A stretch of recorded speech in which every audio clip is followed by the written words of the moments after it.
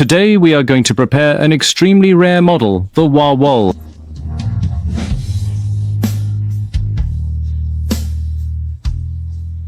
Back then, this car was considered the benchmark for luxury cars, visibly luxurious, with countless interior features, and even the headlights had wipers. Unfortunately, no matter how luxurious, a car cannot withstand the test of time. Now, the interior is severely worn, the paint is peeling and losing its shine, and the whole car is in a half-dead state. Let's take a look at the engine's condition. The engine won't start, and the hood has become semi-automatic, but it can only close automatically. After having the mechanic check the chassis, its condition is also a complete mess. So, back to the main topic. Let's take a look at the full restoration process of this Volvo S80.